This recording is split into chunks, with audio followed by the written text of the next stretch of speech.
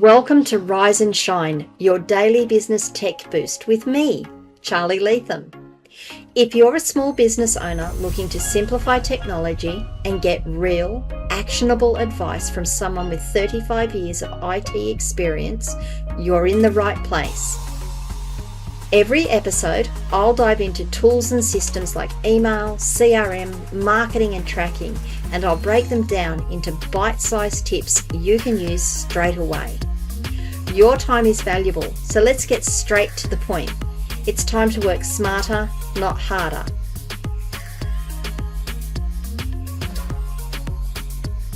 Rise and Shine, eat your dose of business tech inspiration with me, Charly Leetham, episode number 658, and it is Boxing Day. Now, I get some weird tech questions sometimes. This one actually had me stumped at first. Someone had sent a screenshot to a friend of mine who shared it with me, and I've contacted the person who sent this screenshot and I've received permission to do this. So this is all cool. But this came to me from a friend of a friend, and the question being asked was, why is my fitness device swearing at me? I actually had to look at the image, which I'm going to share with you in a minute, and we're going to talk about it. But I thought that it would make a really good episode just for a moment, just to take a step away from all the tech stuff and enjoy some of the absurdity and some of the silliness that can happen in the tech world. So how about I share my screen and I'll share this image, and we can talk about what we're seeing.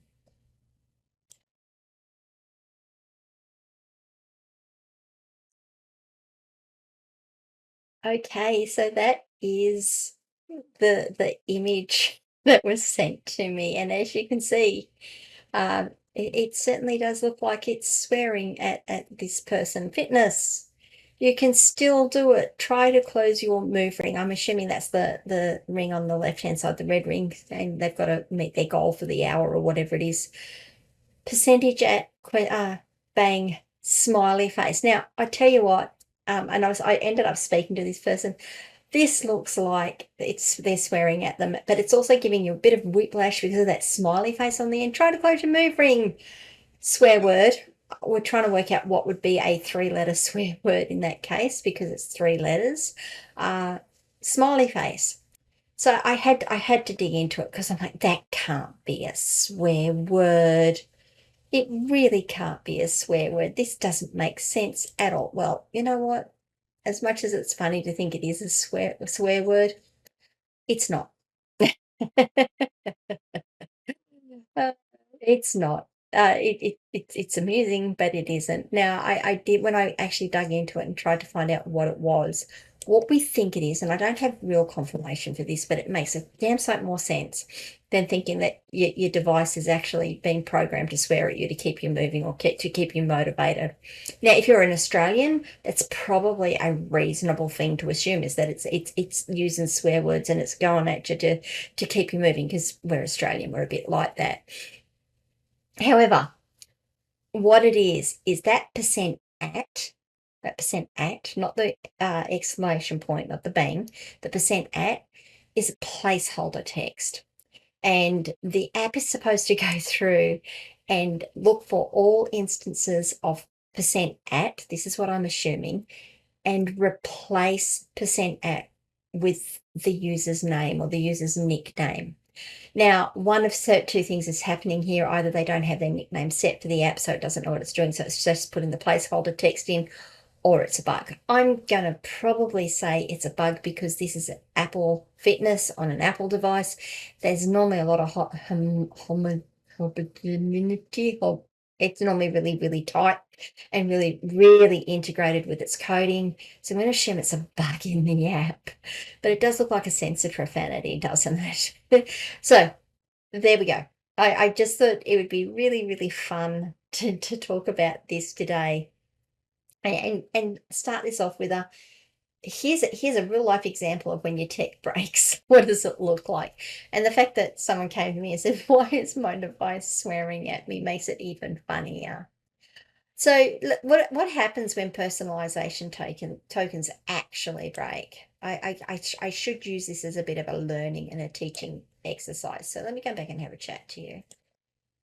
There we go.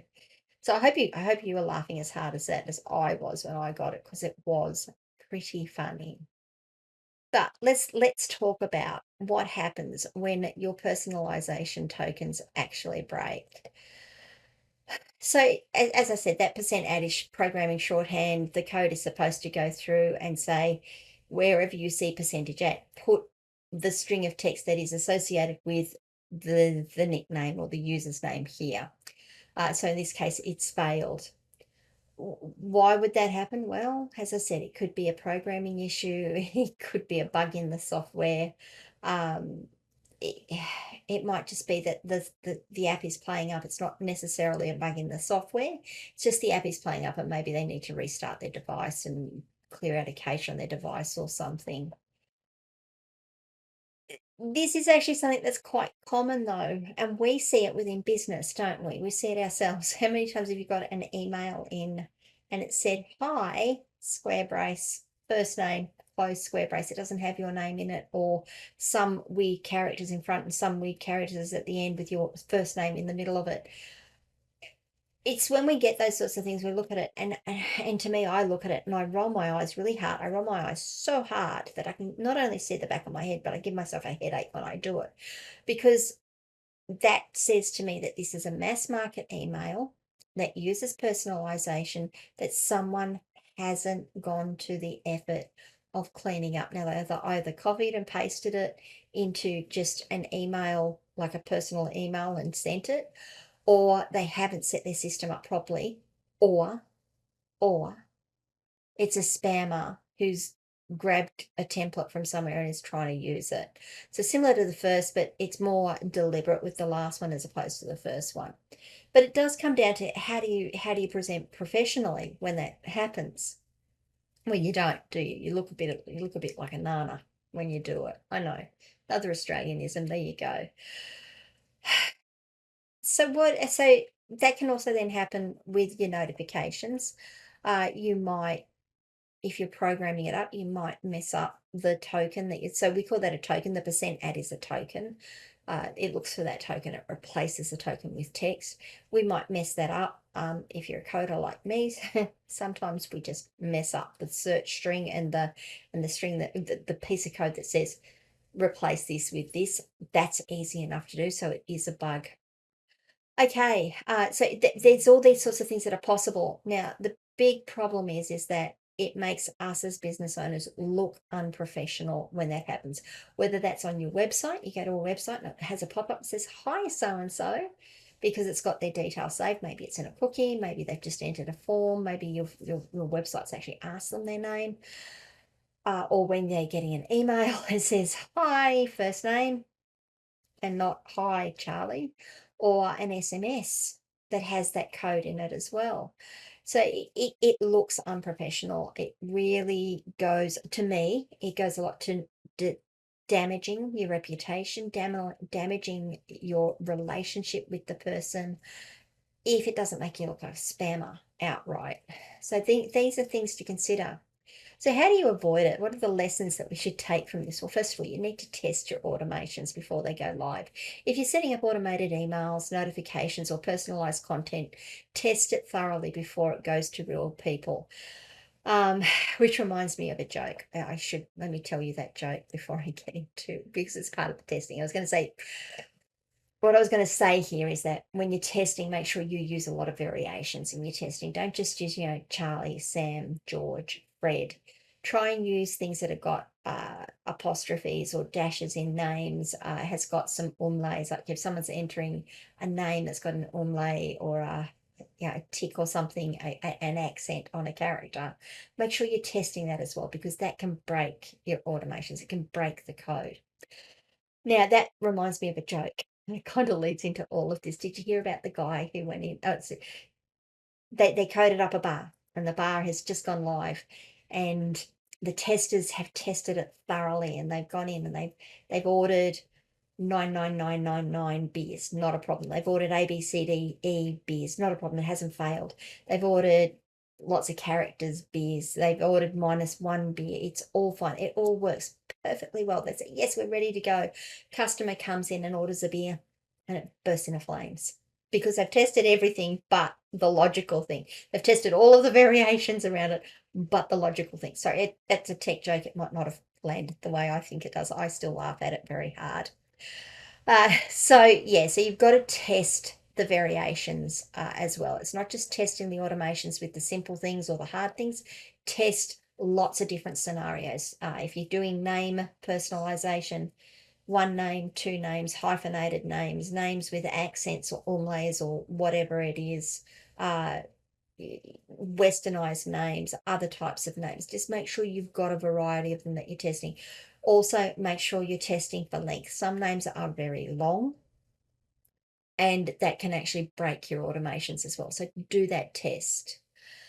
If you don't, you could well end up with what we're seeing with the screenshot today, and it looks like someone's swearing at you. Why is today a good day of doing this rather than moving on and going into all the other stuff? Well, we're probably full of leftovers. We're probably tired, a little bit tired of family, maybe. So it's a perfect day to laugh at our tech at being ridiculous. If your fitness device isn't actually swearing at you, it just looks that way because someone didn't test the notification templates properly. It's funny. Tech fails are funny. Well, they can be funny. They can also make you cry really hard. But they're more funny when they're not your tech fails. So enjoy the laugh. All right, guys, look, this is a light episode. I did want to share that one with you. Like I said, when it came through to me the other day, I just laughed so hard and I had to go and find out why it did it. I hope you had a great Christmas. I should have said that right at the front. I hope you had a great Christmas. I hope you got some rest. I hope your tech behaved itself across the Christmas break and continues to behave itself until you're back on deck fully, because I'm sure a lot of you are taking advantage of the fact that it is the Christmas period and you are going to take some downtime. If you need any help, if you need someone to give you a hand across this period and your tech team are not available, or you're thinking about hiring in someone to do it or bringing on someone to help you out, think about me. I do this sort of thing for businesses all over the world, in fact, mostly English-speaking countries, strangely enough. You can get in touch with me by coming to my website, askcharlyleetham.com. You can click the button right at the top right-hand corner when you get to the website to book a breakthrough session. And that will give you 30 minutes of free of my time, one per person. And you can ask me questions and I will give you as much value as I can in that 30 minutes, much value as possible in that 30 minutes. It's not a sales thing. It's for you to get an answer to something or to be able to move yourself forwards. So book your breakthrough session and get in touch if you need a hand. I am here to help. What did you think, guys? Have you seen these sorts of personalization failures? Have you had this happen to yourself? I know I have. I've done it myself. Whatever it is, let me know in the comments wherever you're watching or listening to this video. If this has been funny enough for you, or you've got a laugh out of it, or it's been valuable, give it a like, maybe share it with a friend. And if you haven't done so already, please do subscribe to the channel and ring the notification bell so you find out when I drop more content. And I'll see you the day after tomorrow. Bye.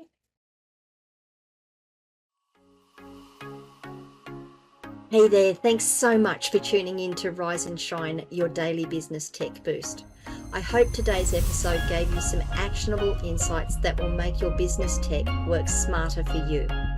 If you found value, be sure to subscribe, leave a review, and share it with other small business owners who could use a daily boost. For more tips, tools, and resources, visit www.askcharlyleetham.com. Until next time, keep rising, keep shining, and let's make tech simple together.